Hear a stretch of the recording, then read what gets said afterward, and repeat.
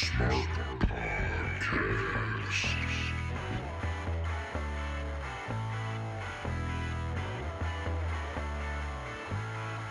Welcome to the KayFabe Smark Podcast with Eric Todd and Brian Rampa, your smart mark source for news and opinions on the world of professional wrestling. Hey, what is going on? This is the KayFabe Smark Podcast. This is episode 88. 88, can you believe it? Double Snowman. Here we are on January 28th, 2022. This is a special Friday edition because, well, Thursday kicked both our asses yesterday, and we just were not going to give you that all-in 100% show. So we just took a little time to recap, regather ourselves, recenter. We're here, fresh, ready to go. And before we tear apart some professional wrestling, let's kick it over to Mr. Eric Todd and see what he's got going on in his world. Eric, what is up? Oh, you know, same old, freshly recalibrated, ready to roll. Big week for me this week, Brian. I had a birthday, not just any birthday, Brian Rampa, my 40th birthday. Big 4-0. Happy birthday to Mr. Eric Todd celebrating the 40th. Yeah, I'm officially an OG, officially an old head. So, Old blood. We'll see how it goes. Do you get to call everybody young blood now? Like everybody who's younger than you be like, what's up, young blood? Yep, either that or just youngin'. Youngin'. What's up, youngin'? So, yeah, Eric celebrating the 40th. We watched Beach Break, Beach Blast, Bash at the Break, Beach at the Blast. And, well, before we get into all that, we usually got some news. You want to kick out some news? We do got a little bit of news going on this week, so if you slap that ticker, I'll get my background ready, and we can get ready to roll into it. This is the news. This is the KayFabe Smark Podcast. We're here to bring you all the dirt and detail on professional wrestling. Now, let's see what Eric has found on all of the subreddits and Twitters. Eric, what do you got? All right, first things first here, Brian. This may be a little bit of old news. This is from last week, but we will not be seeing El Generico in AEW at least anytime soon because Fightful Select is reporting that Sami Zayn has signed a new contract with WWE. Sami Zayn being pretty private about his negotiations, but he did indeed sign a new deal, and WWE will have him, well, at least until they decide to terminate his contract. You were gonna give it like years, be like, well, probably another 5 to 10 years. It's like, shit, it could be over 90 days, son. Yeah.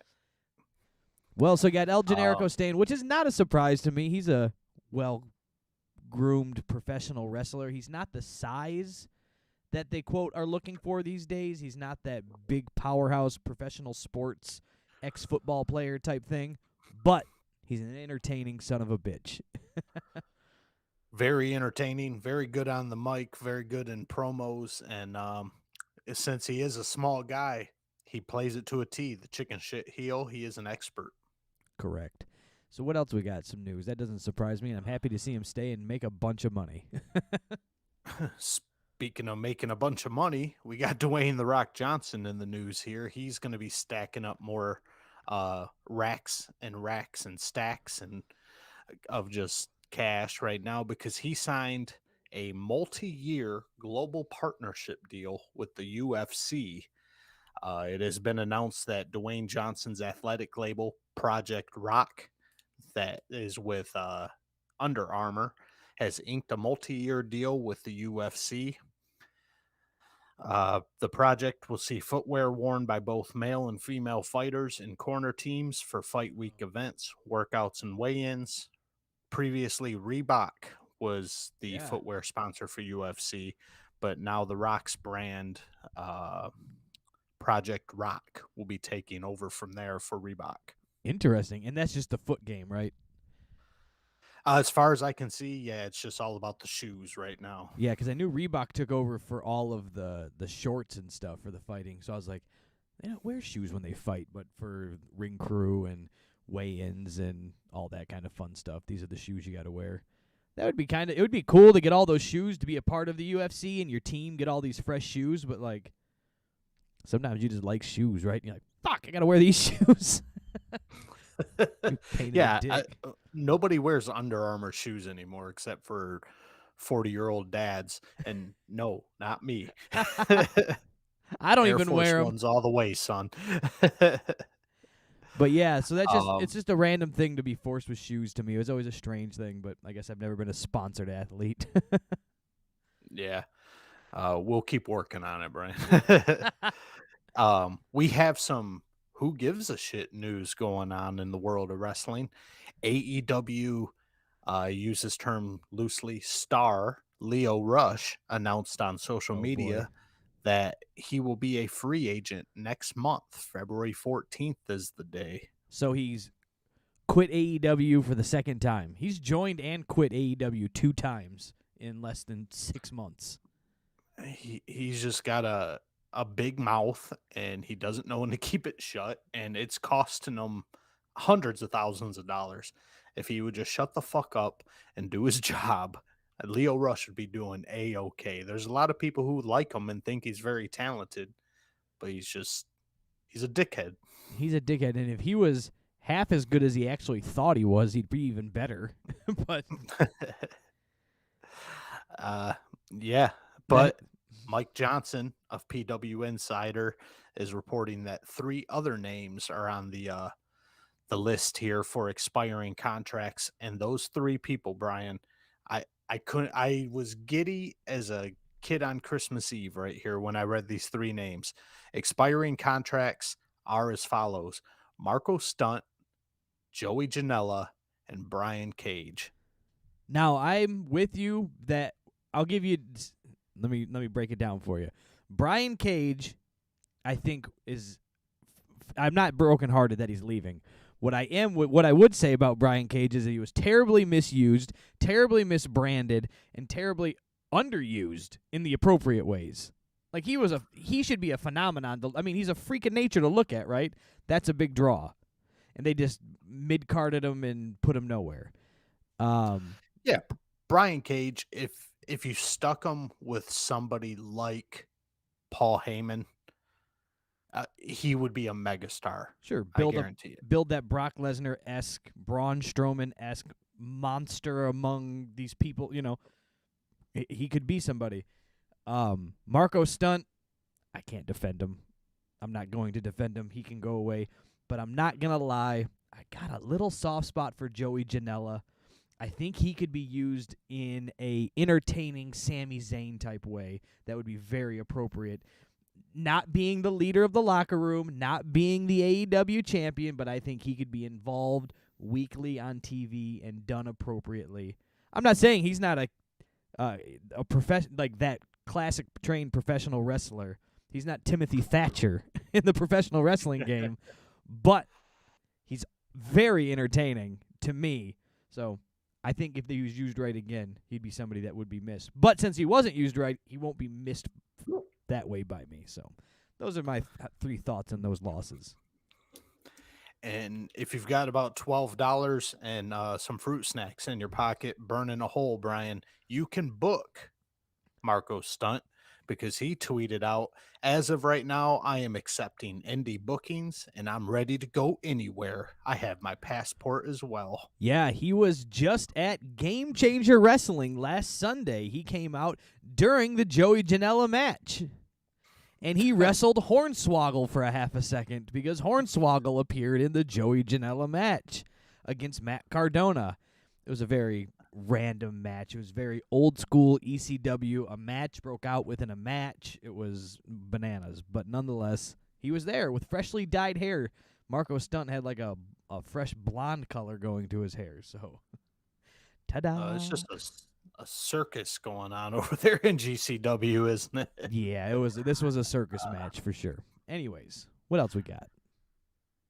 Big news for the Royal Rumble. Fightful is reporting that WWE has been attempting to get Ronda Rousey to appear at the upcoming 2022 Royal Rumble.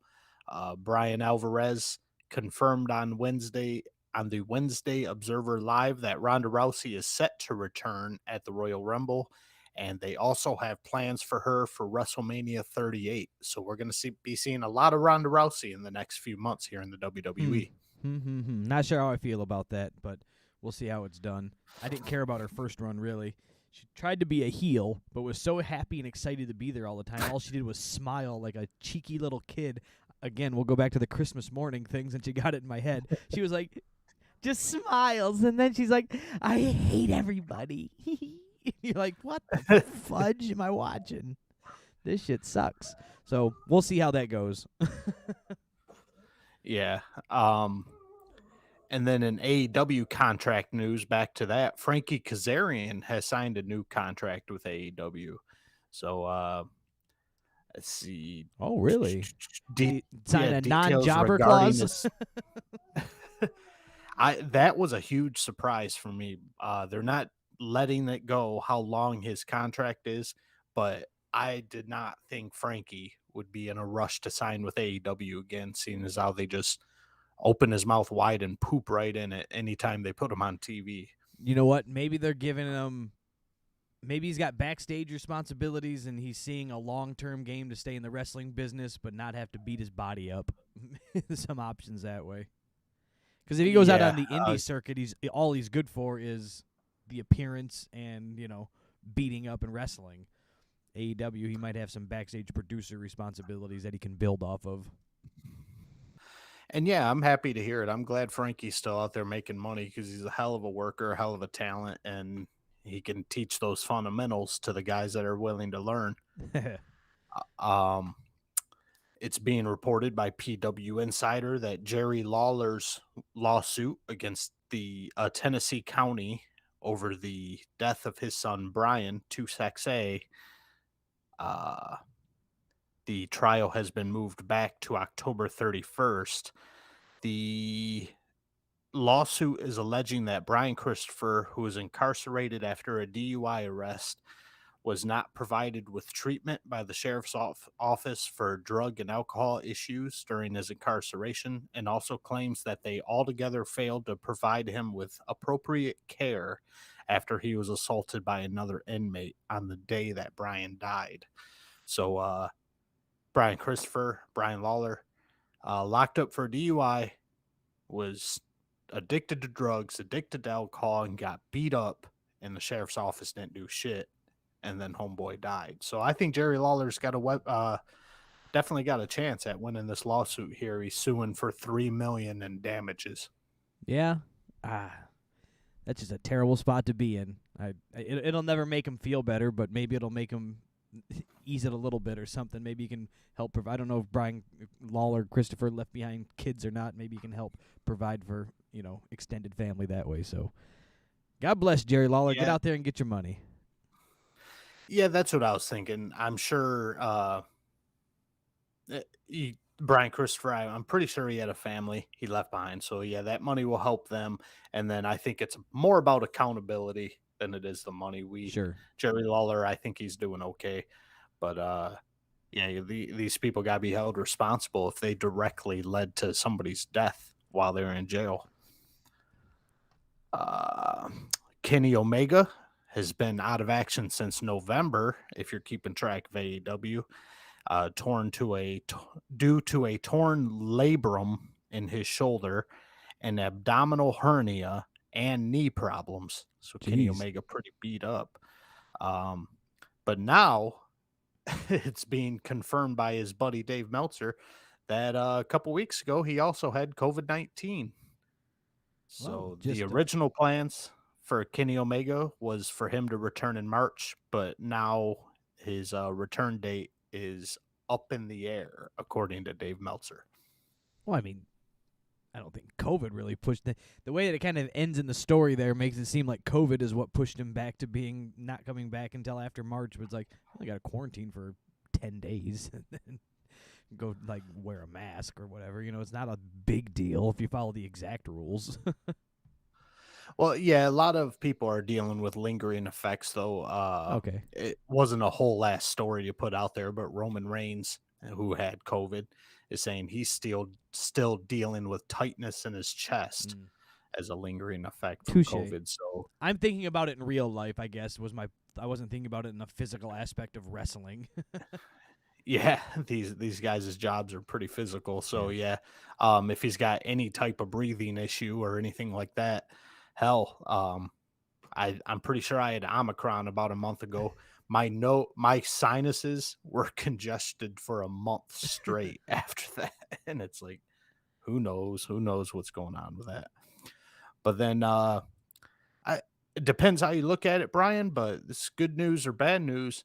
It looks like Rey Mysterio is never going to retire.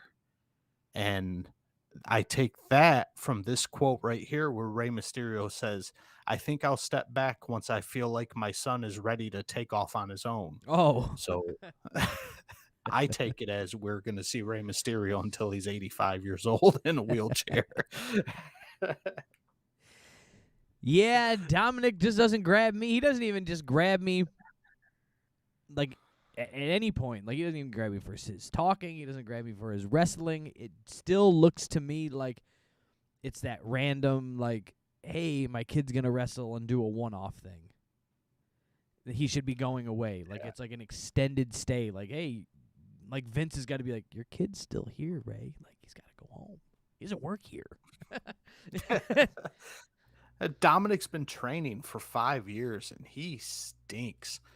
So good luck with that, Ray, on getting Dominic to be on his own 2 feet especially the WWE. Yeah. I think he needs to go be a teacher or something. Be a gym teacher, Dom. Go pick up Hangman's class that he bailed on to go be the AEW champion. He was a teacher. And on that note, Brian, that's the news, unless you heard anything newsworthy. I got one bit that passed my eyes today. It's been reported. I forget where I saw it at exactly, so don't quote me on all of this here. This is what I read, and I saw it a couple places, that John Laurinaitis has reached out to Jeff Hardy to, quote, come back to the WWE and be a part of the do some stuff with the WWE again, whether how matches or what exactly it is, and be inducted into the WWE Hall of Fame. And Jeff has turned them down and said no.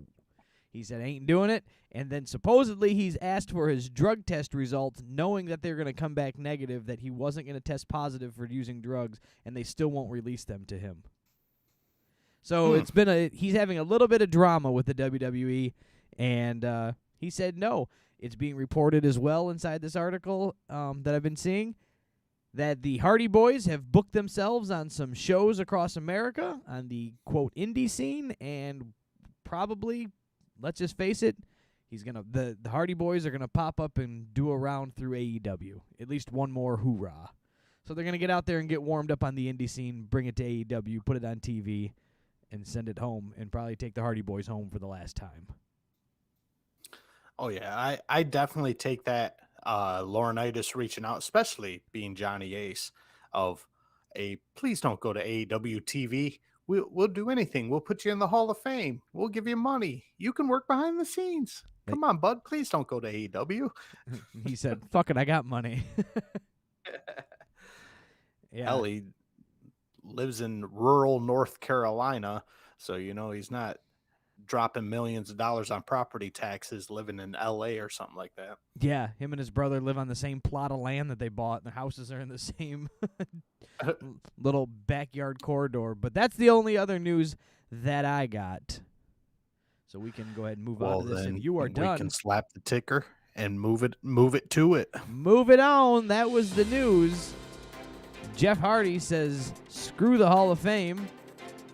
And Brian Cage is, not going to have a job here soon enough. Maybe he can go back to TNA, Impact, New Japan, we'll wherever see he was what Tessa wrestling Blanchard's doing. Maybe she'll beat him clean in the middle of the ring for a few grand. 1, 2, 3. All right. Well, as you can see by Eric's background, and we're going to play a little Would You Rather this week instead of our normal overrated or underrated. So, would you rather Forbidden Door Royal Rumble? Here we go. Would you rather see come through the forbidden door into the Royal Rumble as a surprise entrant Keith Lee or Cody Rhodes? Ooh. You know what? I think the Keith Lee release is a little fresh still. It wouldn't have an impact if he came back. It's almost expected. Um, I think Cody Rhodes, as much as he's been losing his mind on TV and as much as he needs to just kind of fade into TV land with his other TV shows, I think him breaching that doorway and showing up in the Royal Rumble would get a huge pop throughout the whole internet wrestling community. Oh, yeah, I think that would that would be some pretty big news. Here we go. Would you rather see come through easy for me to say, would you rather see come through the forbidden door to the Royal Rumble Chris Jericho or Matt Cardona? Not Zack Ryder, Matt Cardona.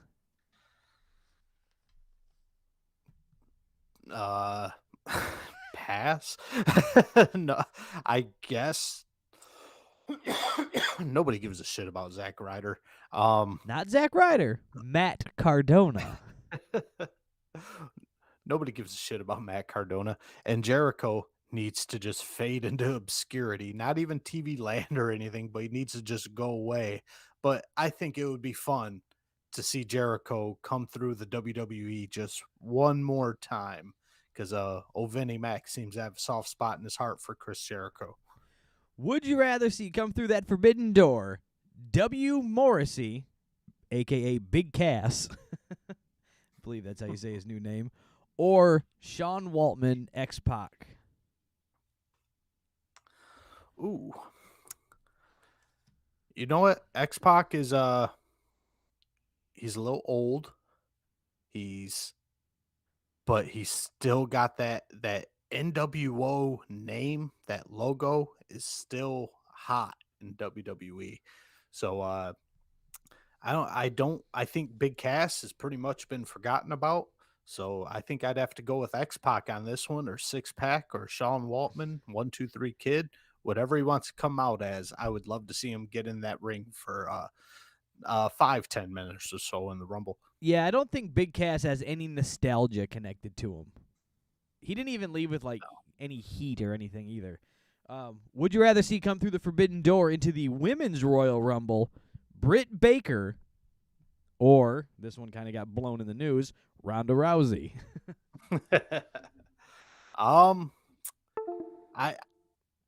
I don't want to see WWE attached in any way to Britt Baker anytime soon. I think she needs to just embrace her role and keep the women's division under lock and key over in AEW.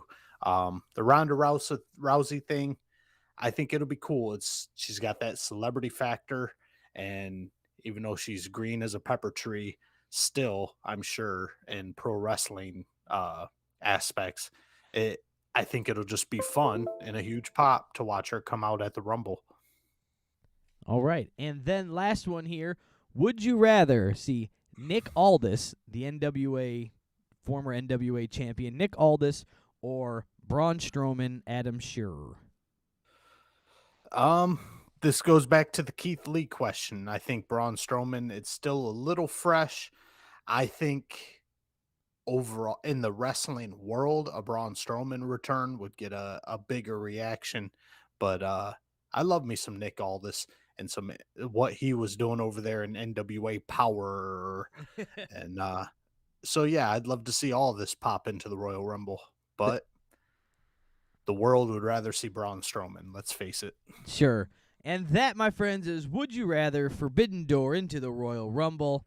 And we will now move on and just talk about AEW Bash at the Break, Beach Break, Bash, Spring Break. There's no beach in Columbus, or no, where were they at last night? Not Cleveland.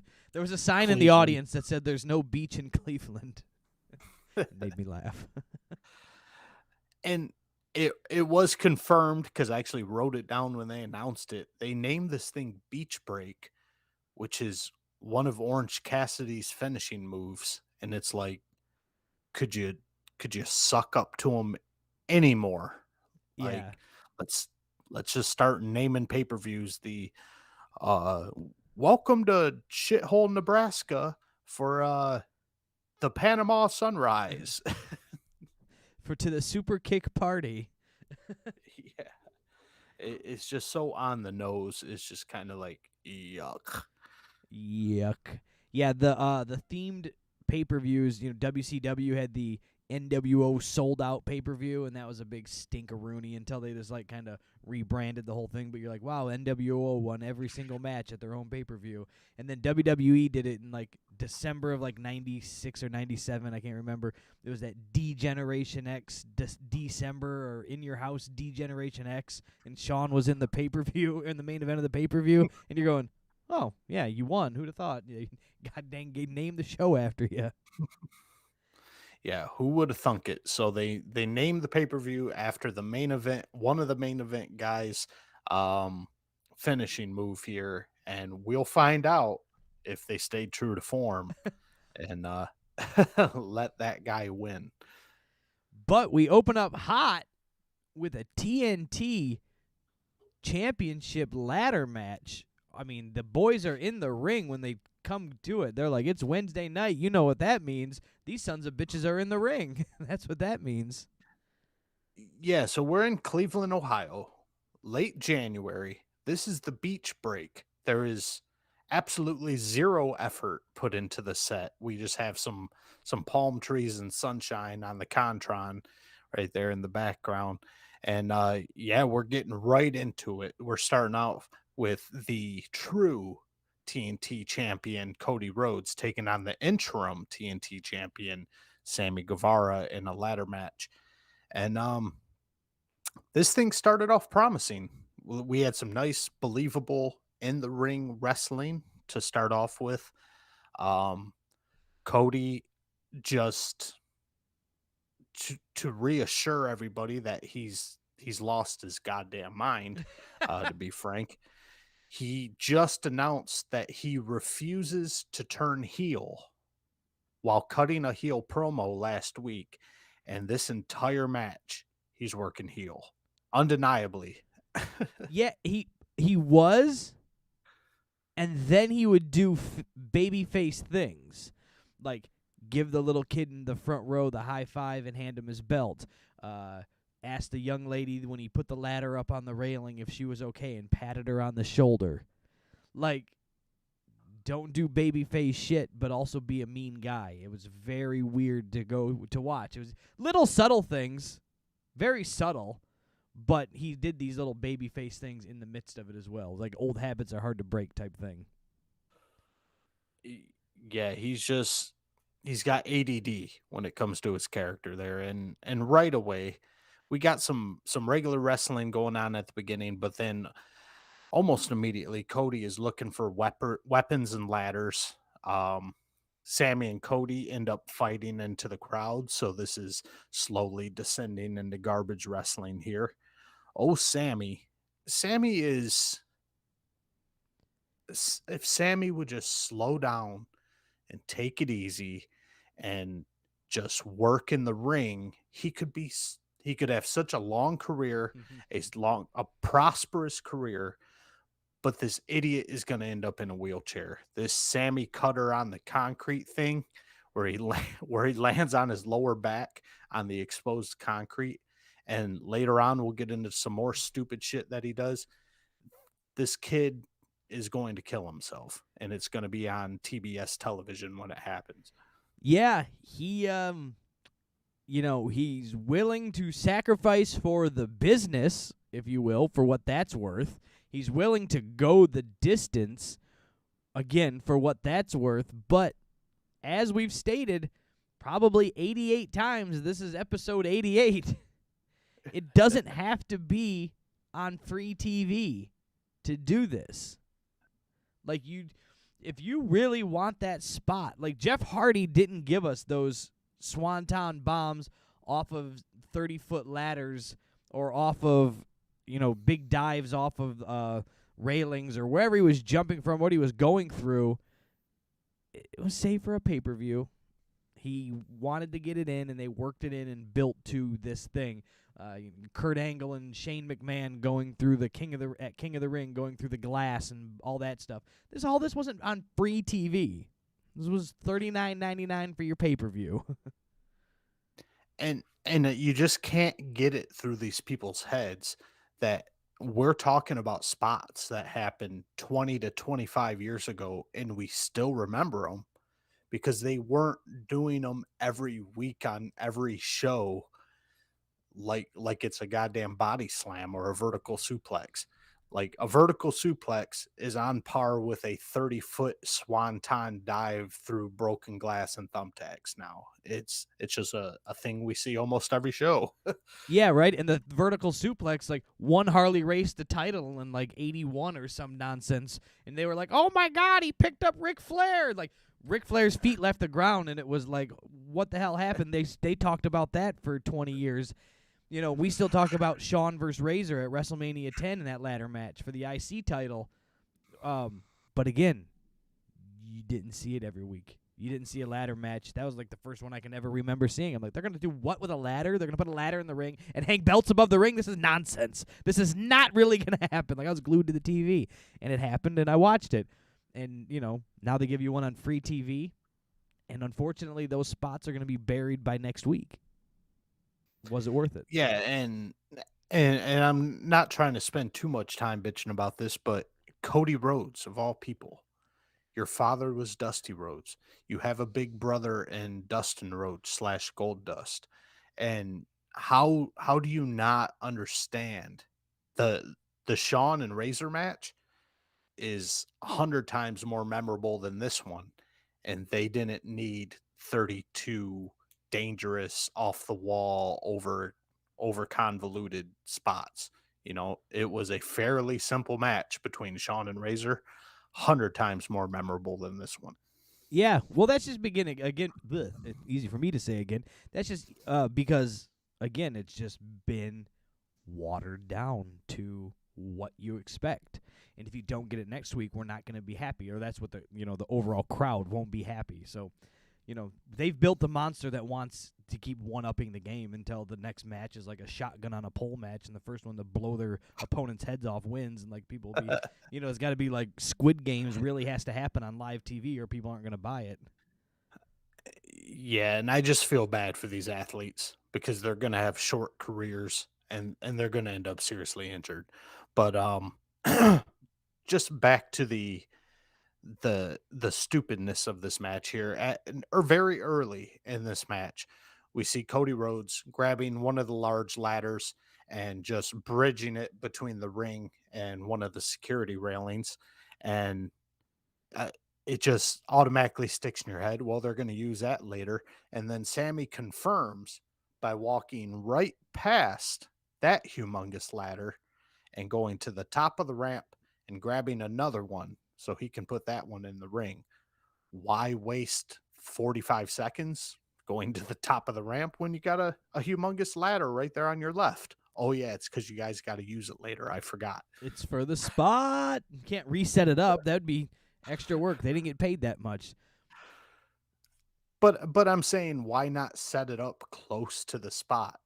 Like, we're going to have them walk right past a perfectly accessible ladder because we needed to set it up 15 minutes before the spot. Yeah.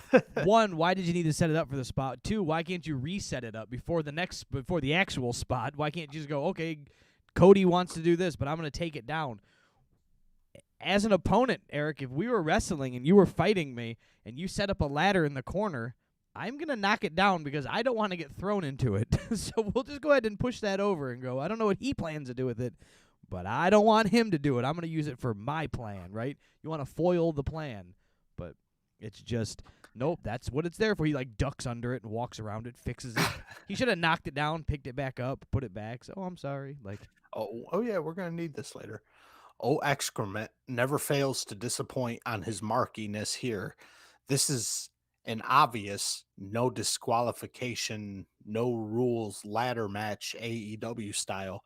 I believe Cody hits Sammy a little low, or Sammy hits Cody a little low, and excrement has to comment on, ooh, that might have been a low blow there. who gives a fuck, excrement? These two are about to shove ladders up each other's asses and wrap steel chairs around one another's head. And oops a daisy, he might have hit him a little low there. Go fuck yourself, excrement. Yeah, the comments about it too. It's like, well, they've been out of the ring for about 9.5 minutes now, so we're not gonna comment on that. And this was a ladder match, so I was, I'll talk about AEW didn't give me the rules. I didn't care about this one. It was a ladder match. You're in the ring, you're out of the ring, you're on a ladder, you're shoving it up your opponent's ass, whatever you want to do with this thing. And then it's like a low blow, or they better get back to the ring. They're trying to get away from each other. Yeah, that guy's trying to kill me. I'm trying to get away from him.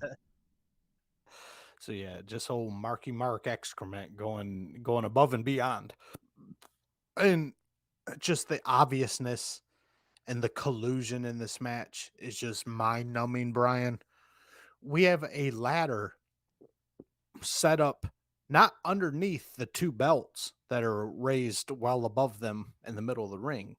This ladder is set suspiciously off to the side near the corner. That way we can get these two to the top of the ring and Cody can perform a vertical suplex off the top of the ladder on Sammy Guevara here. Shit in my mouth, Brian. I thought the whole purpose of this match was to climb the ladder and grab the belts, not to set up a ladder on the other side of the ring and do spots off of it. Yeah. That happened, and then there's another spot that I'll bitch about in a minute here that you'll bring up. And you're already chuckling because I'm sure you know which one I'm talking about. But we'll go back. I'll give the props where it's due. The visual of that vertical suplex off of the ladder was really cool. Like, you're like, these sons of bitches aren't going to do this, are they? And they did. They went for a hell of a suplex. It was like, I mean, I wouldn't want to take that bump. I wouldn't want to give that bump. That was a hell of a move, a hell of a spot. It was a pretty cool thing, but clearly, like you said, hey, Sammy, stand over here, go up the ladder. We're going to do that suplex spot. Like, they might as well have just said that. Sammy should have grabbed his cue cards, like when they go to commercial break, when he does that, when they do the TNT, like, duel thing, and he holds his cue cards and has his little statements. He should have been, like, grabbed it and said, time for the ladder suplex spot, and held up his fucking signs. Yeah, 100%. I'll say something positive about that. It was a beautiful spot. It was a gorgeous suplex. The setup, you see Sammy holding himself up on the top of the ladder with his arm, but it was a gorgeous spot, and the suplex was done beautifully, and they landed great. So yeah, visually it was great, but it was just, why would they do that there, guys? Right.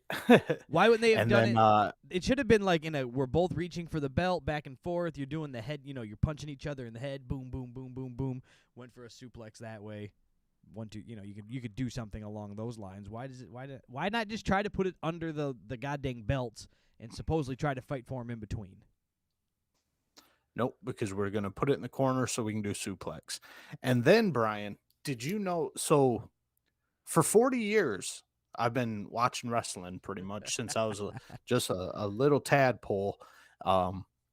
And I've seen the figure four done by the best of them. And who would have thought, Brian, that the thing that Ric Flair was missing out on, the thing that Greg the Hammer Valentine was missing out on, was that the way to make a figure four more effective is to put your opponent's legs through a ladder before you do it.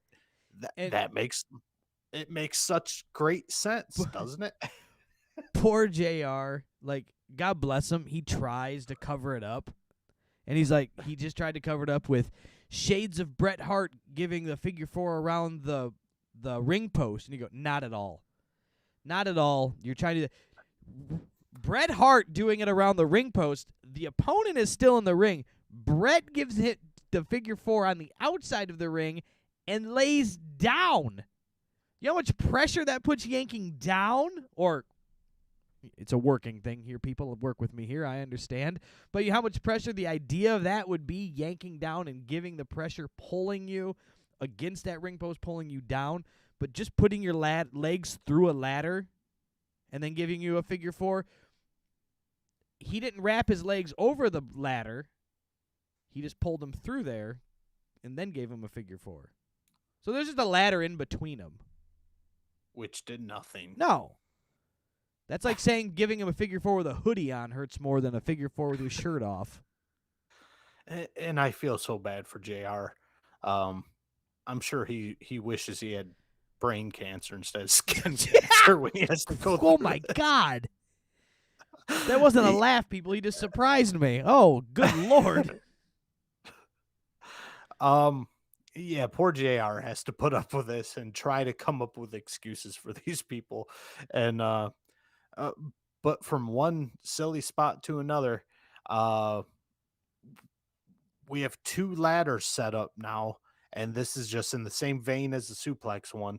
We got 2 off-center ladders set up so that Sammy could just jump from one ladder to the other, and Cody can conveniently lean into a cutter from Sammy Guevara here. So it's just like, ugh, I understand what you guys want to do visually, but it's just A, too much, and B, just so the cooperation here is just ridiculous. It is beyond ridiculous watching Cody Rhodes just lean forward.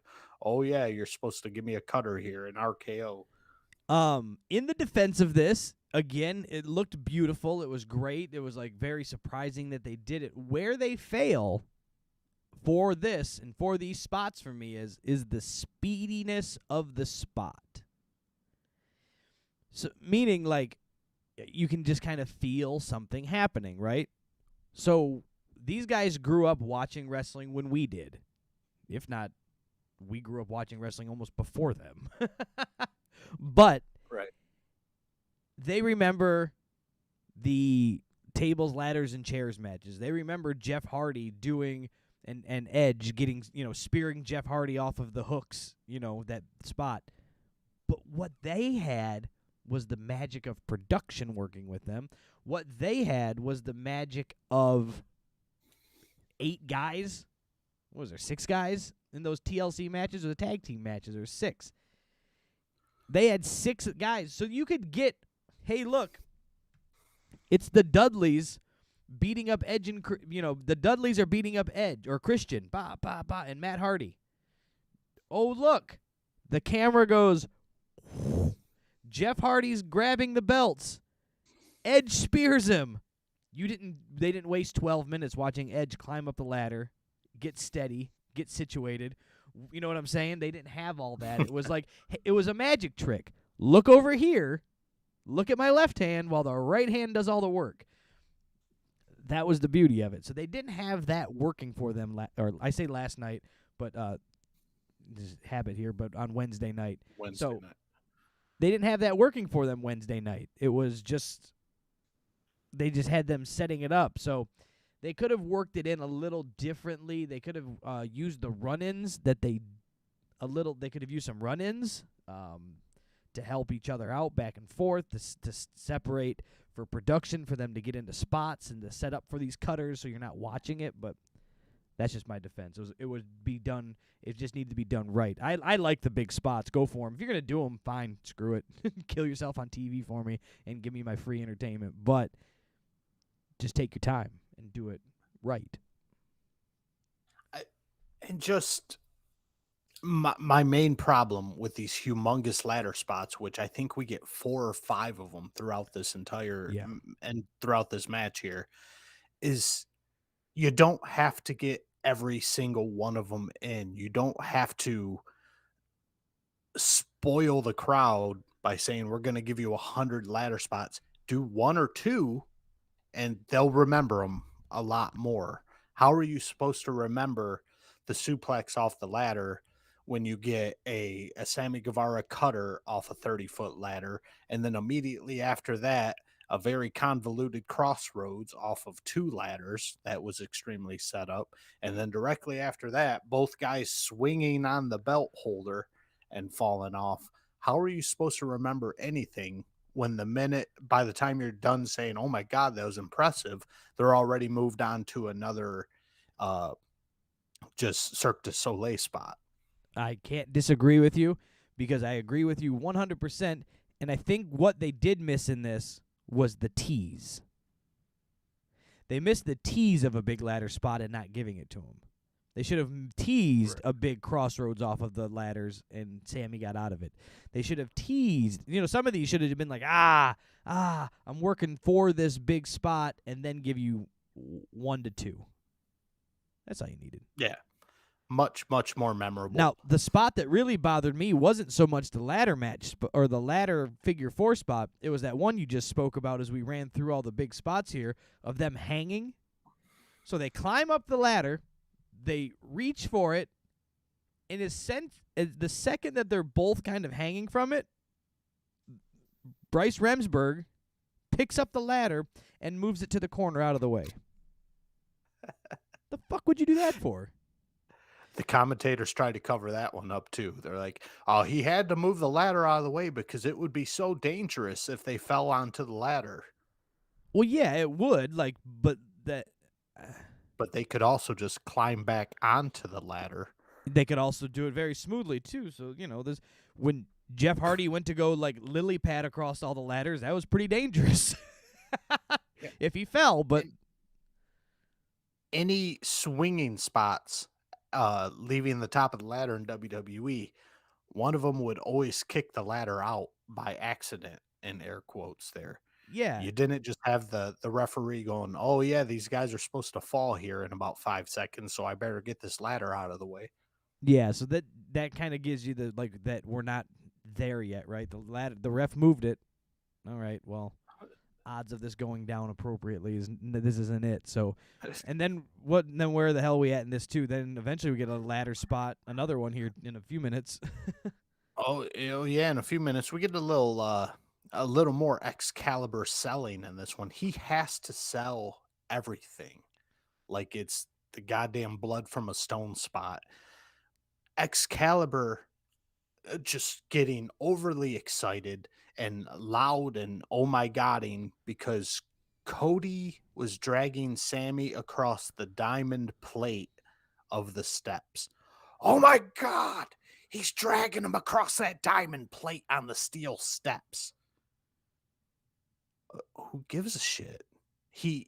Sammy was on the steps and Cody dragged him off. Why do we have to try to sell after we've just watched him fall off a 30-foot ladder 15 times? He dragged him across the top of the steps. And that's it. Dragged him across the steps. That was it. There was nothing more to it. Yeah, it's and Excalibur was going bananas. He's working for a sound clip. He wants to be on their Instagram page and on their TikTok feed to be like, that's the voice. That's the voice. He was there for that moment. There's one time that it's gonna. Don't quote me on this, but there's one time. I can quote me on it. One time it's going to work.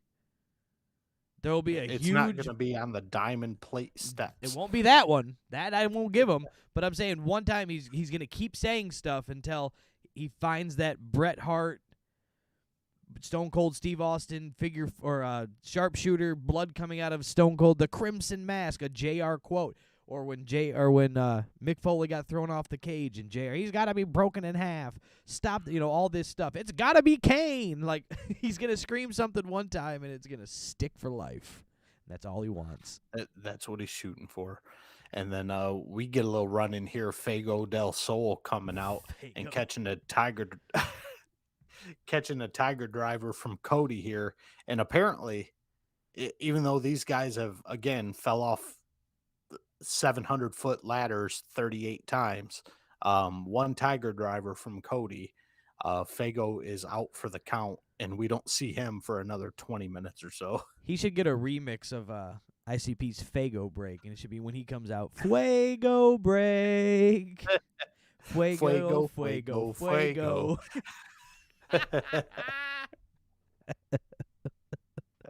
What a fucking bum. We get a GTH from Sammy Guevara on the outside of the ring, and Cody's selling that pretty well. And then we get Cody.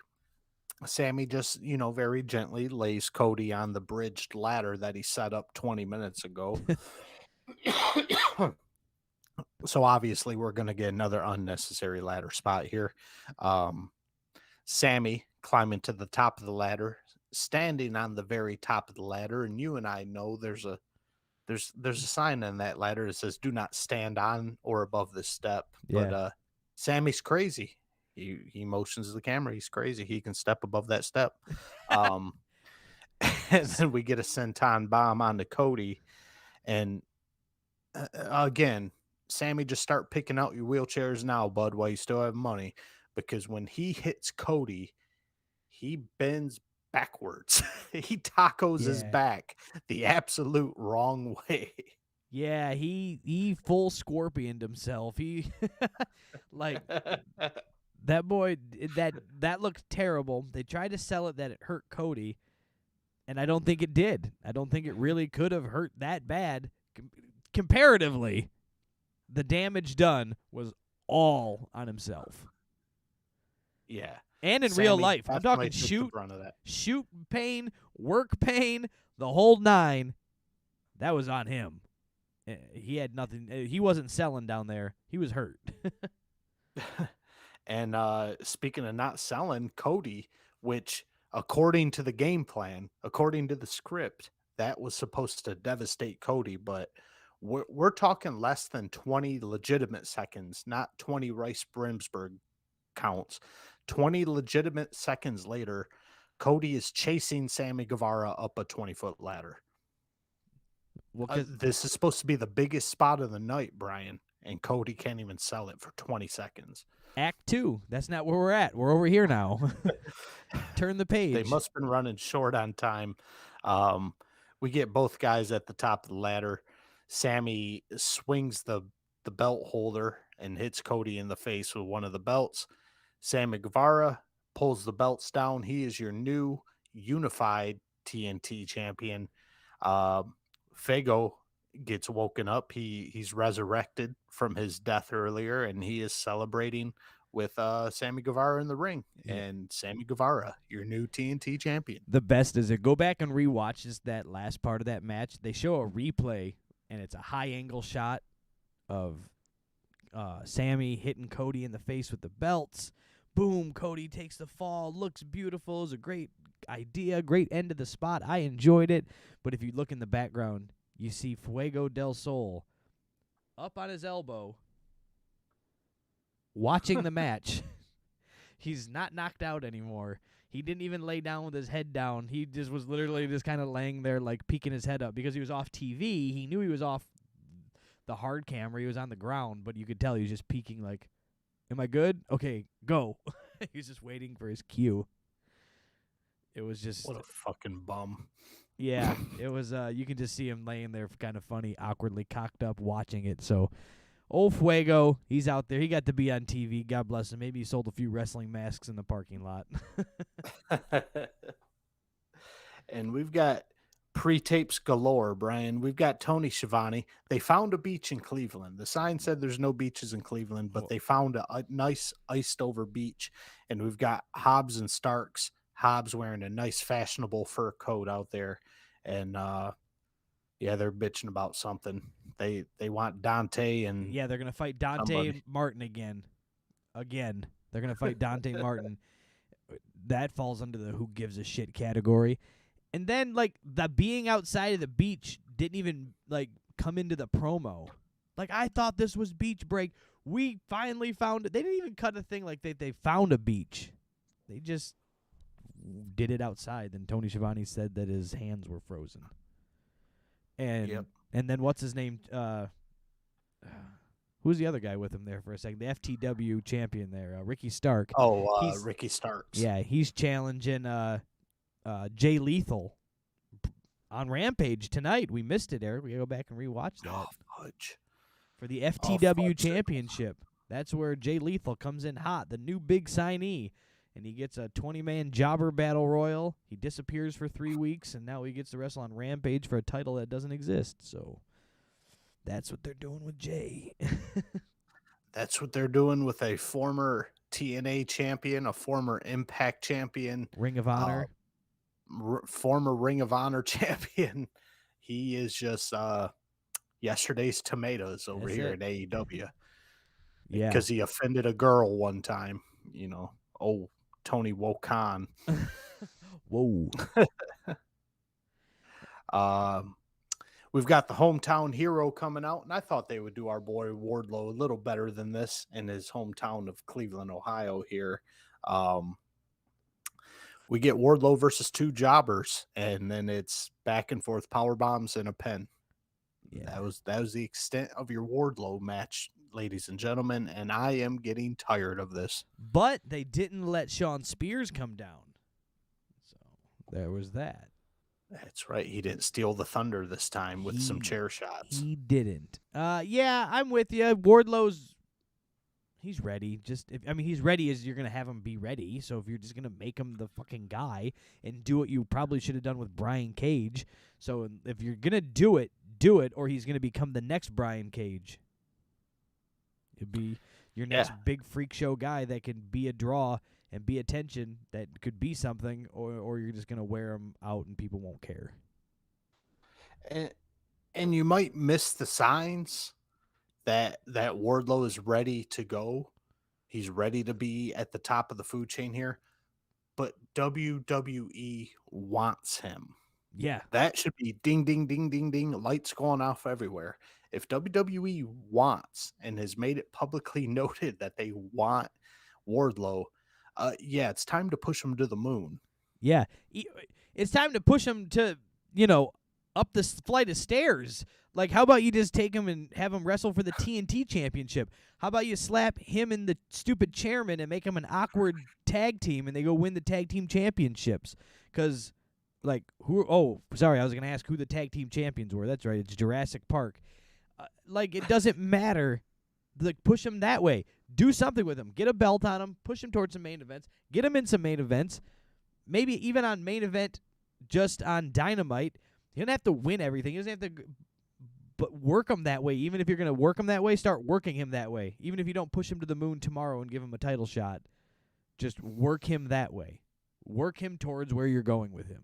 He needs to be fighting guys like Lance Archer. He needs to be fighting guys like an actual fight with CM Punk, not what we got.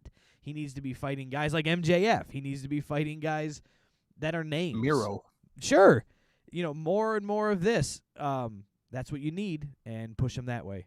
And your Cody Rhodes and et cetera and so on. So he needs to be fighting the names of the company, not Phil Johnson and Jack Mehoff that are going to go over there and wrestle him in a twofer, and you think they're going to actually win. Who cares? They wore satin jackets to the ring. and it's just I think you put it out there last week. They're going for the Goldberg, go out there and job a couple guys out every week and you look good, but it's tired, it's beat, and it's doing nothing for Wardlow. All it is keeping him on TV. Literally, that's all it's doing. That's it. It wore out Goldberg in the 90s. It was still got old and moldy. So we move on. What happened after this nonsense? We're moving on to a 6-man tag, Brian, or it turns out to be a 5-man tag. Spoiler alert. We've got Chris Jericho with Santana and Ortiz taking on 2.0 and our boy Jerry Garcia. I was very confused about this when I saw this match announced on Instagram on Monday or Tuesday or whatever it was, because I remembered, my brain was telling me that I remembered seeing that the week before in the promo, Proud and Powerful, Santana or Ortiz, I forget who was cutting it at this moment, said, maybe we're going to focus on us, Chris. Maybe we're going to go out there next week and focus on us and not this. And Jericho stood there and looked all surprised and told him the GFY or something, and they moved on. And then, come to find out, they're in a 6-man tag. So I thought we were going to go out there about us, but they did work it into the storyline that they got brought out there, and they didn't basically let Chris Jericho in the match, and they fought their own match and left him out of it. That was kind of the running theme. Yeah, and that seemed to be the only point of this match, because the only wrestling in this match was very run-of-the-mill, not very exciting, not very engaging. You really didn't care what was going on. there was no psychology involved here besides Santana and Ortiz branching off and breaking away from Jericho here. Jericho wanting to start off the match, Santana immediately tagging himself in. He and Ortiz working very good as a tag team and only tagging each other in. You get Ref Aubrey. Santana breaks up a pin at one point. Ref Aubrey just all over his ass. Get out of the ring. You can't be in here. Blah, blah, blah. But I saw at least 3 times where Daniel Garcia gets involved in the match, jumps in and breaks something up, jumps in and gets suplex or something like that. And Aubrey could give a shit less if he's in the ring. I don't understand it. If you're going to enforce the rules, enforce the rules. If you're not going to enforce the rules, don't enforce the rules. But why can't Santana be in the ring, but Danny Garcia can be in the ring? Well, I can't answer that because it doesn't make any goddamn sense. That's why. But this match was just to build the tension between the Inner Circle. That was really all it was. And yeah, that's just reiterating what I led off with. The substance of the actual wrestling match was null and void. Eventually Jericho gets fed up with not being tagged in and jumps off the ring apron, and he's just observing from the outside. If I'm not going to be involved, I'm not going to be involved. And old Fat Lee of 2.0 ends up just leaning through the ropes for no apparent reason other than to take a Judas effect from Jericho there. And Santana hits a pile driver for the 1-2-3 on Mr. Lee here. Yeah, that was it. And then now they're still gonna say, Jericho now still has it on him for the storyline of I helped you win. I'm here for you guys. I'm here for the Inner Circle. And try to keep the family together. So it's just you can see the story unfolding, but it's all right. It's a decent story. I've seen worse told in wrestling in past. So a classic, good old crack in the faction, and then they either way this can work out okay for me. Even if they split, cool, makes for a good storyline. Or they make us think that we get worked the entire time, and then they are like, oh, we're fine, and they do the whole big right when you think they're supposed to split, they do the finger poke of doom and lay down for Jericho or something, right? Right. And with AEW just lifting everything they can think of from 90s WCW, I wouldn't put it past them. For the finger poke of doom, yeah. I think that'd be good. I wouldn't mind it. Somehow one of them become the world champion for one night and lay down for Jericho to give it back to him. That'd be hilarious. All right, so what else? Where are we going here? We're moving along now because after that opening match, which took a while, they zipped us right through this thing. Yeah, we're going to another pre-tape, though, of Lance Archer. And apparently what Archer wants, Archer gets, because he is getting a Texas death match in 2 weeks against Adam Page. Yeah. And when Adam Page hears it's a Texas death match, he just drops a deuce right in his dipes right there. Just shit his dipes right there on TV and just stared at the camera and then said, you can send me, everybody dies, send me to hell, and I'll climb back through the 9 layers of hell, whatever. He goes on a rant. Tries to cut a promo. He needs somebody writing for him. He'll be all right. And then, but I don't get this. Again, so he's gone. Lance Archer's gone for 6 months. Comes back at the beginning of the year, with no record, gets to demand a title match, and gets to demand the stipulation of the match. And you just get it. But ratings matter. And, or not rating. Yeah, the ratings matter, and your rankings matter, so it's just they don't give you enough of why. He should turn them down. There was no chase for it. He's like, I want a Texas Roadhouse match, and they're like, all right, we'll give you the Texas Roadhouse match. Yeah. I want a little bit of a champion's attitude out of Adam Page. Lance Archer should just be blown off at that point, by Adam Page. Like, screw you, guy. Yeah. What makes you think you deserve a championship match? And you get to pick the stipulation? You're literally ranked number 32. He should have been laying out no, you get this. You go do this. Give him a gauntlet type thing.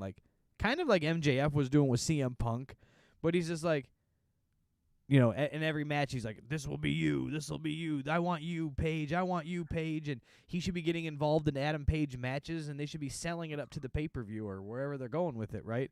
But they're not. They just said, I want it, you got it, and we'll just wait it out.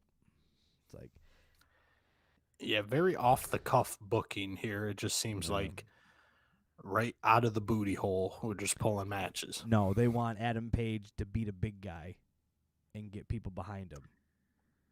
Yeah, so we get about 2 weeks of build up there, and Adam Page gets to beat up a big guy. I've got we more, get a bunch. I was gonna say I get more build up from my hair product than I am from this wrestling match. We got a bunch of teases for Adam Cole versus Cassidy, Orange Cassidy, which is going to be our main event tonight, and it's just these weird fever dreams, ominous, yeah, of these guys on a beach in Miami or whatever, just lovingly staring into each other's eyes. Right. And this is supposed to build up tension and momentum into our main event tonight. Ugh. One, the beach isn't where you were at because it's like 4 degrees where you're at. So Adam Cole standing there in his leather jacket and panties in a beach, he'd have the smallest. So that wouldn't work. Like, it just was, where are they? Well, so they went to Miami to do this, but they're in Cleveland. You know, like, they're not at the Rock and Roll Hall of Fame. So it just was a wacky beach break, no beach. We taped this at a beach. We did the promos at a beach. Anyways, yes, they kept doing this and really building it like we were getting Hogan Warrior WrestleMania 6. And we're getting Adam Cole. We're getting Adam Cole and Orange Cassidy. Like, I love Adam Cole. I'm an Adam Cole guy, but it's Adam Cole, Orange Cassidy. I wasn't excited about the match. Yeah, on free TV, and they're building it up like it's Hogan and Andre. You know, it's just ridiculous. But it is time, Brian, for CM Punk to come out and talk and to show off his new MJF scarf that he found out was you get a 20-pack for $10 on Amazon or whatever. And it was made in Long Island, so it's off of bad material. And finally, he coaxes MJF out, and now you've got the two. The two are going at it, one-on-one, the war of words between the two promo gods themselves. And this was interesting enough to keep watching, for sure. I wasn't mad at this little promo. Because they've done this right. They've teased this so strong that you want to see these two morons beat each other up now. Yeah, and we just get what we're used to out of these two. It wasn't anything overexciting. It's exactly what we expected, but it's still great TV, entertaining TV. Punk getting his point across. He's dressed. He's ready to go. He wants to fight tonight. MJF teasing the match, asking the Cleveland crowd if they want to see it tonight, denying them what they want. And MJF just teasing, taking away, giving it to us. He just loves to work that psychology. And we are going to see MJF and CM Punk next week in Chicago. And then that's about it, except for the convoluted ending here with CM Punk getting jumped by all the members of Pinnacle, FTR coming out, beating down Punk. We get a chair shot from Spears, and then we get a power bomb from Wardlow onto a chair.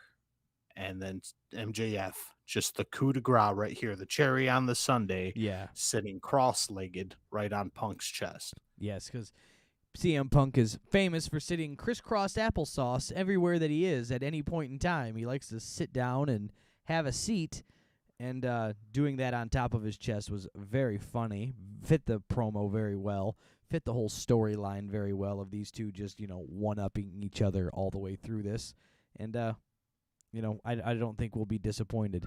All it means when CM Punk comes out in his gear and says he's ready to fight is it means they're pre-taping Rampage after the show. So he has a fight on Rampage afterwards.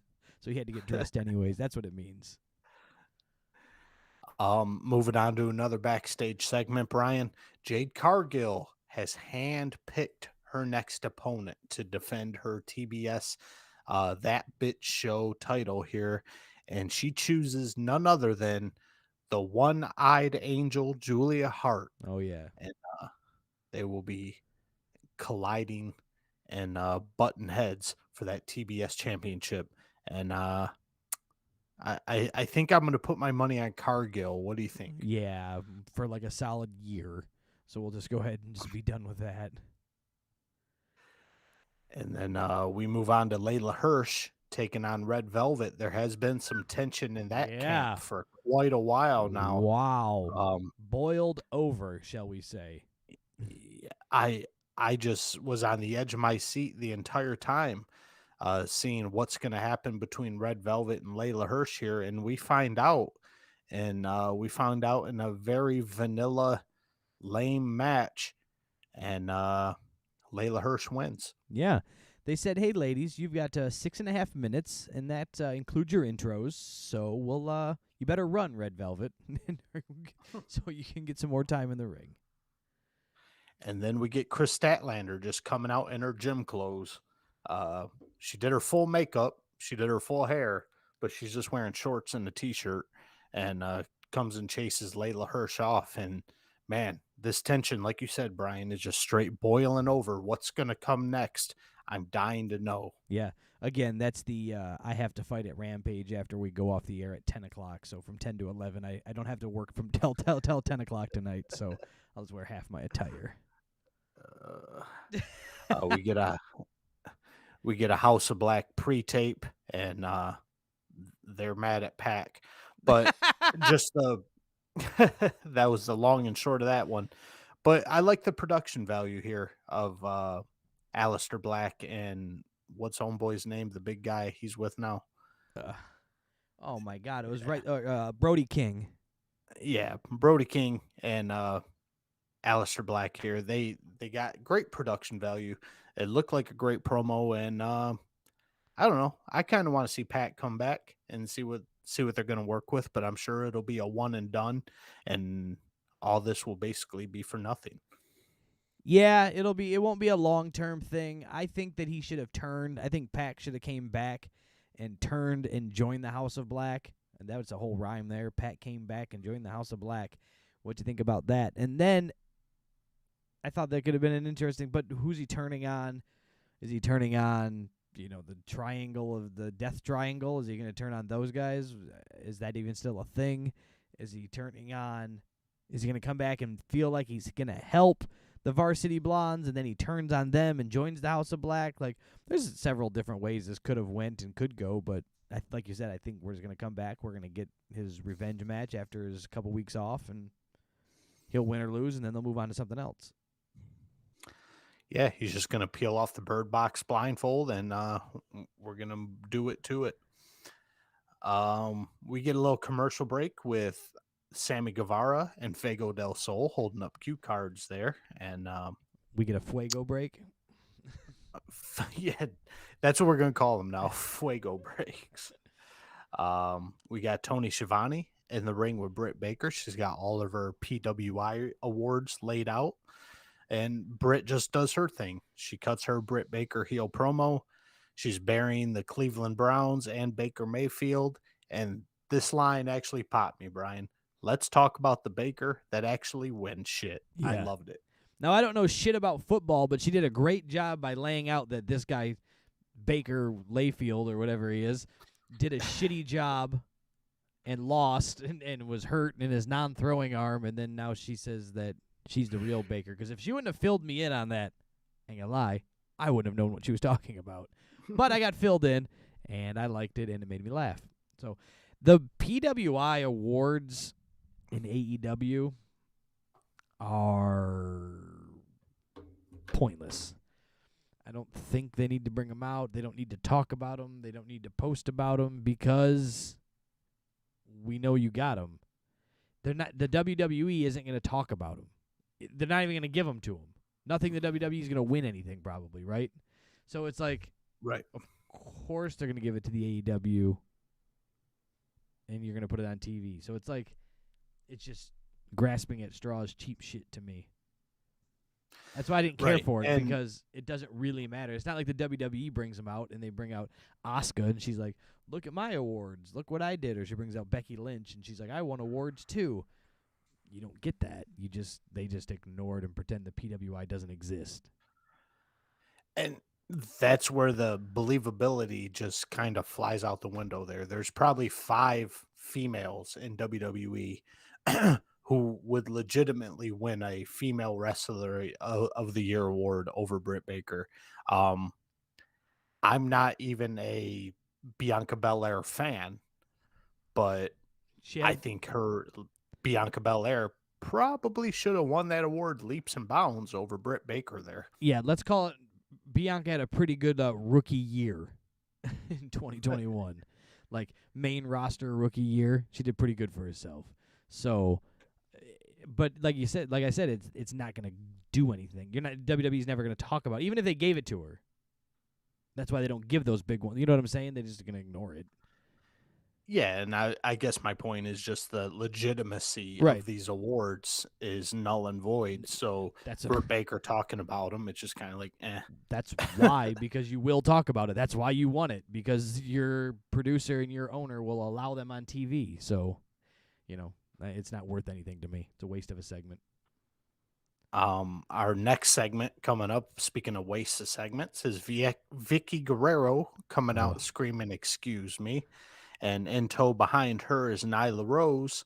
And Nyla Rose with an interesting clothing choice this week and using her mean voice out there. Not exactly incognito anymore, kind of blurring the lines, but I'll just leave it at that.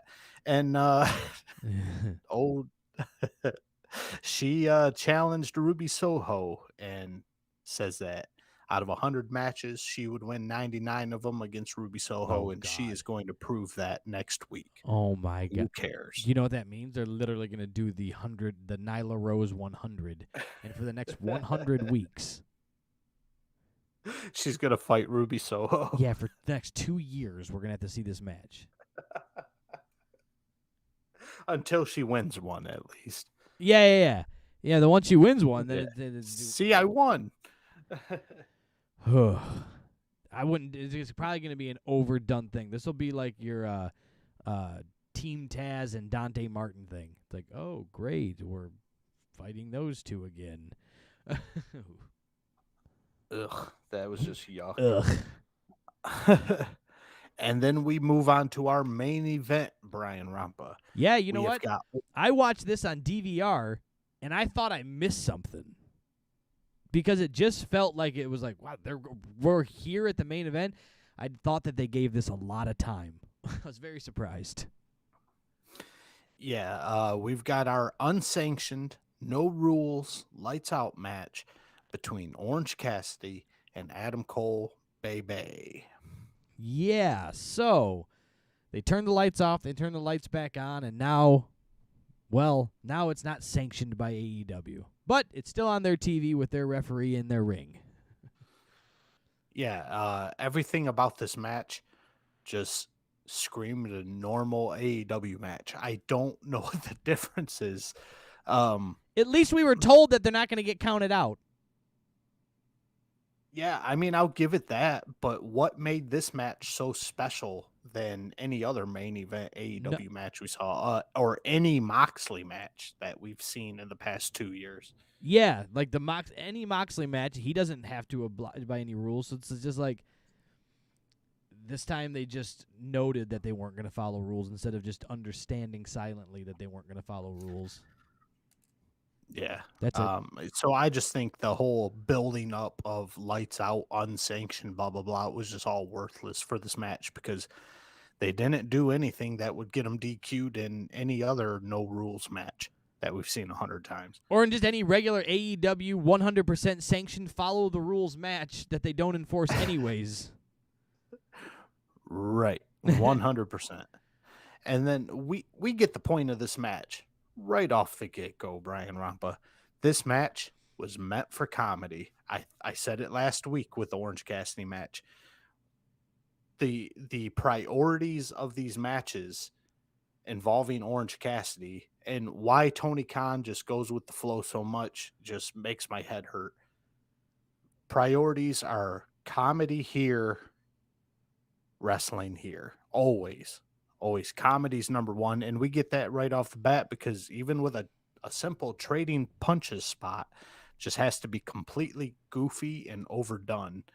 And it's just, you're starting this match off on the wrong foot. And it's an eye roll from the very beginning. You're telling me you didn't believe the aggressiveness of Orange Cassidy when he took his own sunglasses and pointed them at Adam Cole from across the ring and broke his own sunglasses? You didn't feel that this wasn't going to be Bret Hart versus Stone Cold Steve Austin quality match? You didn't feel Shawn Michaels, Bret Hart, Iron Man match? You didn't feel that from him breaking his own sunglasses? Because I'm telling you, Eric, if you point at me one time and break your own glasses, I mean, I'm scared because, like, what are you doing? You're that crazy to break your own glasses? You're going to break my face. Yeah. Why would I care if you broke I can't even put up a front anymore, Brian. I was completely shook and intimidated watching Orange Cassidy break his $4 sunglasses. Why would I care if you broke your glasses? That'll show me. I'll show you. I'll punch my wife. That'll learn you. You're like, what? To the moon, Alice. Ugh. All right, so we got Adam Cole dropping Orange Cassidy on a guardrail back first, and yeah, that just goes back to our Sammy Guevara thing. These guys are just trying to paralyze each other. That seems to be the goal here. Ugh. All right.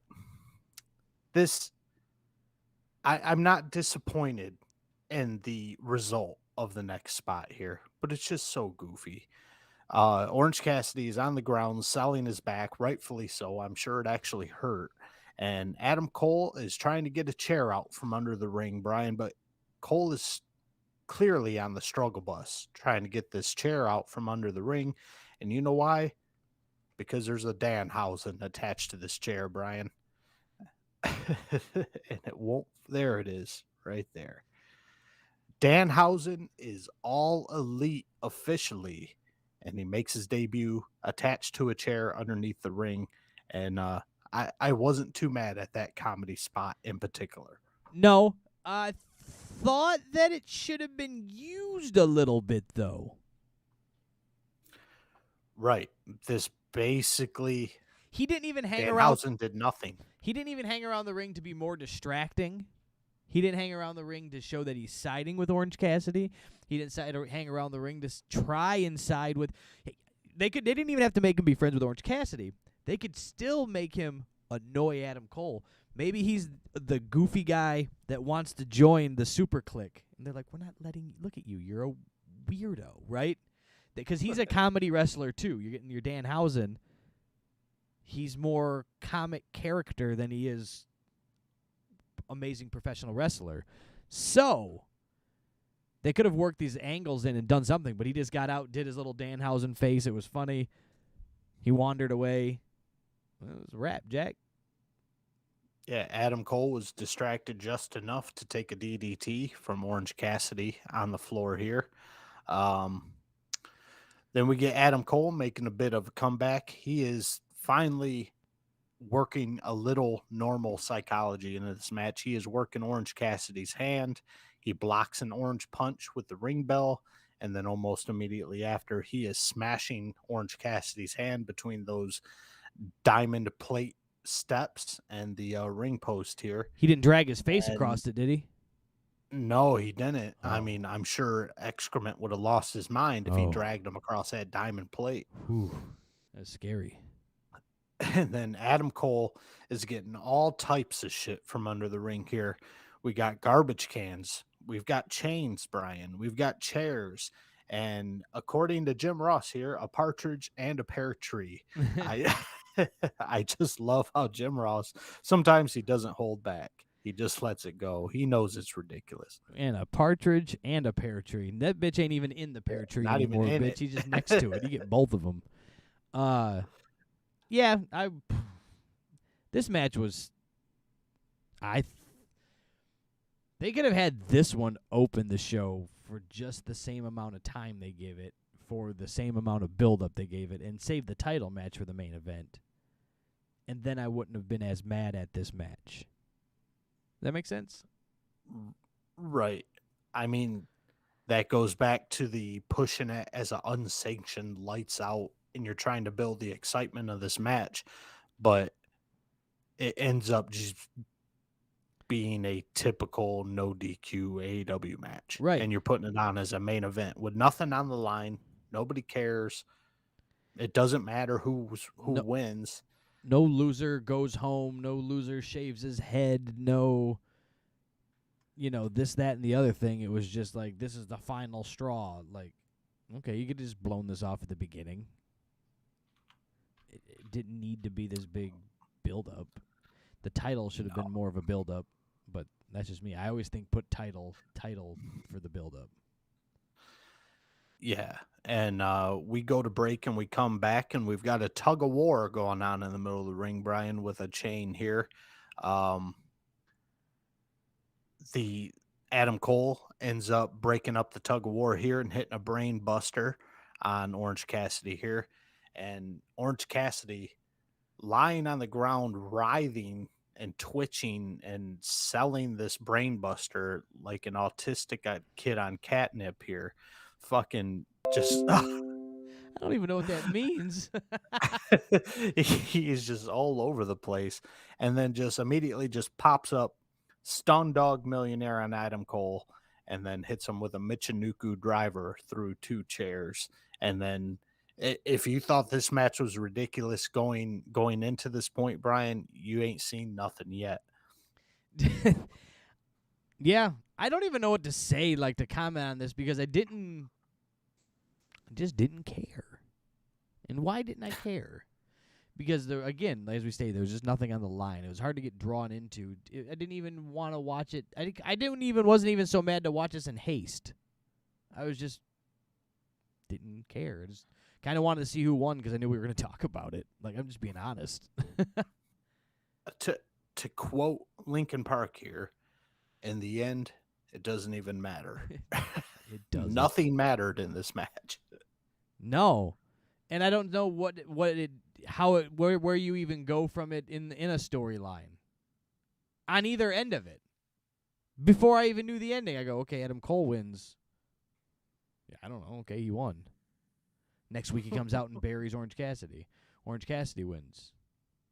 He comes out and doesn't say anything. Puts his thumbs up and doesn't care. And they go on to the next feud with somebody else. Right. So we get the Stun Dog Millionaire.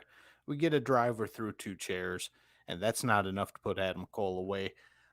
But coming down the ramp, Brian, is Brandon Cutler, and then Wheeler Yuta comes out and intercepts Brandon Cutler, and you're like, oh, okay, that was kind of weird. A couple little run-in that didn't mean anything. And then Bobby Fish comes down to take out Wheeler Yuta, and then Schmuck Taylor comes down to take out Bobby Fish. Then the Young Bucks come down to take out everybody. And then Trent Beretta and Rocky Romero come out to take out the Young Bucks. And it's just dun dun dun dun dun dun dun dun dun dun dun dun. These guys are a bunch of fucking clowns. Did you ever read the book in elementary school called The Lady Who Swallowed the Fly? And then she swallowed the fly, so then she swallowed a frog to eat the fly. Then she swallowed a snake to eat the frog that ate the fly. Then she swallowed like a muskrat to eat the snake. Like, I don't know. Like, it was went on and on. And that's kind of what this felt like, right? They sent down a Brandon Cutler, so we sent down a Wheeler Yuta. You sent out a Bobby Fish. We sent out the Trent Beretta, Schmuck Taylor. Then we sent out the back and forth and all the way down until the Young Bucks could come out and get into the ring. Yeah, and then the Trent Beretta and Rocky Romero take out the Young Bucks before they can get the super kick party off, and then we get a beach break from Orange Cassidy onto Adam Cole here for a 2 count, and Orange Cassidy is quite frustrated at this 2 count. And then we get an orange punch from Orange Cassidy here on Adam Cole, but he can't make the cover because he hurt his hand too bad, Brian. Yeah. His hand is so injured that orange punch just took him out. It was bleeding. His hand was bleeding. He hurt his hand on the handrail. It was bleeding. He hurt his hand, Brian. And then we get a low blow from Adam Cole, but not so fast. Orange Cassidy was thinking way ahead on that one. He's wearing a fucking cup with thumbtacks glued on it, Brian. Any believability, any seriousness of this match, any meaning of this match is just trashed. Like, this is nothing but pure bad comedy and stupid spots. Yeah. Just one after the other. Plus, anybody who's ever really worn a cup and still get hit in the nuts, it still sucks. It just doesn't suck like you got hit, like, because that cup just gets driven into, like, they just sell it like nothing happens, like they're invincible because they have a cup on. Like, it gets jammed up, it still pushes your ball, like, it's still there. They just don't get, like, annihilated. They're just stupid. And then he put thumbtacks on it and painted it black. It looked like a codpiece from Kiss. He should have worn it on the outside of his fucking jeans. Gene Simmons would have been proud. Yes. Yeah. That's a perfect description of this athletic supporter, Brian. And then so just to drive the point home even further, these two have supposedly been in a knockdown, drag out, unsanctioned, lights out match for the past 15, 20 minutes here. These guys are trying to kill each other. Remember, they're slamming their hands into steel steps. They're dropping each other onto guardrails. And but Orange Cassidy gets up and he's still got it in him to give 6 fake kicks to Adam Cole's leg. Because remember, winning the match isn't the goal. It's to get the crowd to chuckle. Chuckle Hut. Go start a stand-up comedy routine and head up to the Chuckle Huts around the world. You can do fake leg kicks to the mic stand and people will pay you hundreds of dollars a night, evidently. And then we get a Panama Sunrise from Orange Cassidy here. So let's take the legitimate ex-NXT champion, the best champion to ever hold a belt in the whole NXT black and gold franchise before the 2.0 paintball fucking logo here. And let's just shit right in his mouth by having Orange Cassidy do his own finishing move on him. And then it's not even good enough for a 3 count. He gets a 2 count out of it. And not even rename it into, like, the Tangerine Sunrise because, like, oranges and tangerines or something, right? He didn't even give it, like, they didn't even run with the joke of something with an orange something. I don't know. I can't think of a drink, like, but you know what I'm saying. Anyways, it sucked.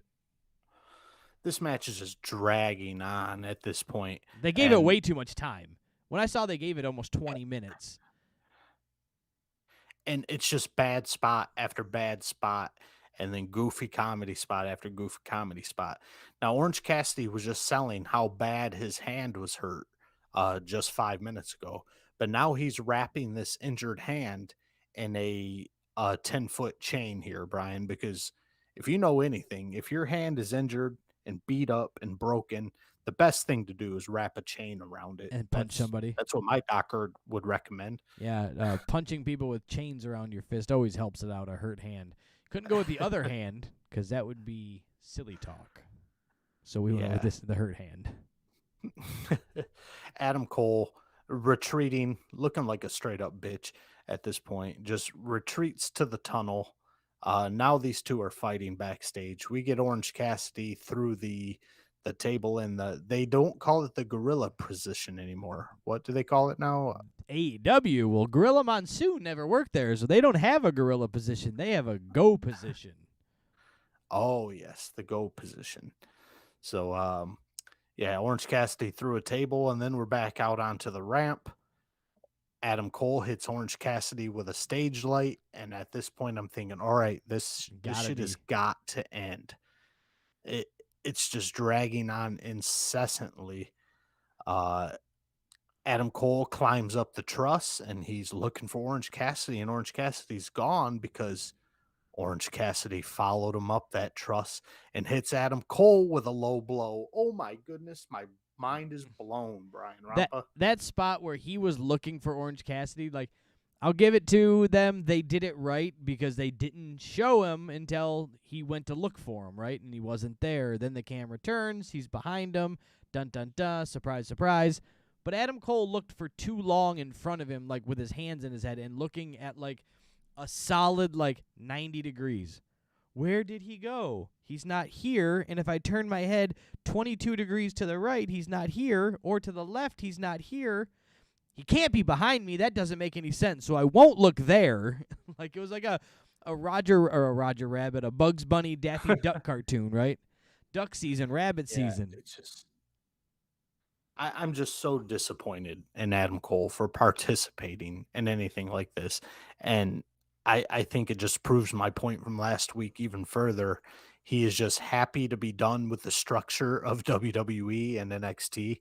And he is just here to have fun with his goofy friends and play video games and eat Cheetos. Yeah, he's like the guy from the Amish that break loose when they're 17 and they go out and just live the crazy life. Like he's done with, this is how we do things. He's done it getting up at 4 a.m. and building churches. He's off to go hang out with his buddies. And Orange Cassidy, after this low blow, he's got this weird hug on Adam Cole, but Orange Cassidy can't even get his arms around him all the way, but Adam Cole can't get out of this hug. Not at all. Adam Cole can't get out of his arm. Orange Cassidy put his arm around him, and Adam Cole couldn't move. He just said, "Hey, buddy, let me do one of these moves and give you a little side hug with my arm around you. Hey, pal." And he went, "Oh, I don't know what to do. I don't know what to do. I don't know what to do." That was Adam Cole, and then Orange Cassidy led the spot, and then they just like rolled. No like hip toss, no power, no punches, no working punches to the face. You gave me better working punches to the head when you gave me a suplex in the pool on the 4th of July than they did going through a spot on national TV. So they just stood there and hugged each other and looked scared and then fell. And when they fell, Orange Cassidy fell on top. right. This is a very loose, friendly hug that Adam Cole overacts and can't get out of. And then Orange Cassidy leads them to fall off of this truss and right through a balsa wood stage that couldn't hold a Pomeranian, let alone two grown men plummeting through it. And Adam Cole, I don't know how he has any room left in his mouth, but we're just going to shit in it some more.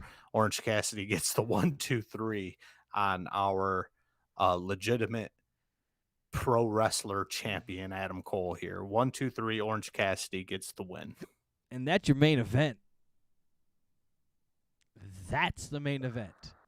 That's the main event, Brian. And I could open up Reddit Squared Circle right now, and I guarantee 90% of the comments on this discussion thread right here would be, "This is one of the best matches I've ever seen in AEW. Oh my God, could you believe what they did? 2 of the best matches ever were on this. The opening and the closing were both amazing matches. I'll never forget these matches." Trash. Pure trash.